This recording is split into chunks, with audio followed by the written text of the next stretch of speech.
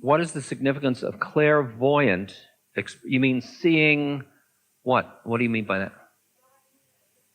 Knowing that things will happen. I think that it's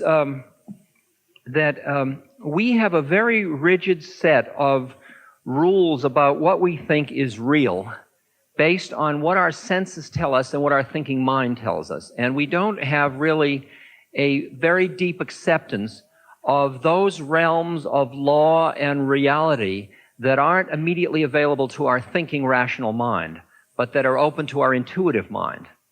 And I love miracles because they push everybody's buttons so much. I mean, like my guru, I wrote a book of 1,000 stories about my guru, and called Miracle of Love. And like he, for example, I'll give you I love them. My guru's being shaved. He's at a barber's. And the barber's lathered up his face and is shaving, and he shaved half of Maharaji's face. And during that time, he's telling Maharaji how his son, the barber's son, went away 20 years ago, and he misses him terribly. He doesn't know where he is, and he needs him now because he's growing old. Maharaji stops him, says, I got to go to the bathroom. He goes out around the back. He comes back after a couple of minutes. He sits down. The barber finishes shaving him. As Maharaji's leaving, the Maharaji says to the barber, by the way, if it's God's will, maybe your son will come back. And he leaves. The next day, the son arrives. The barber says, what are you doing here?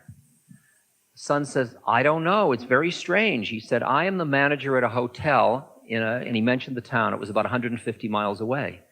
He said, yesterday I was standing at the desk in the lobby of the hotel, and this man rushed in. He had shaving cream on half his face.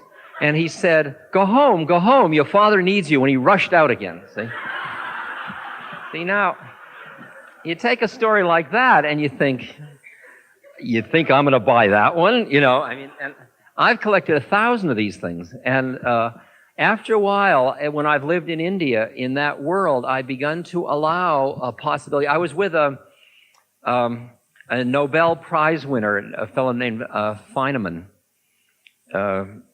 in quantum mechanics, I guess. And I was telling him all these miracle stories. And I'd tell him one story, and he'd say, yeah, that's possible.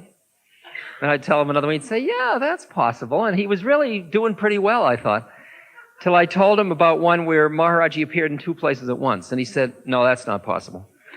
I said, why not? He said, well, if I accept that, the whole basis of what physics is gone. I said, well, you have a problem. Okay? And it's the question of how far each person will stretch as to where they'll stop. And they'll say, well, I can't go any further. I'll draw the line there. Questions?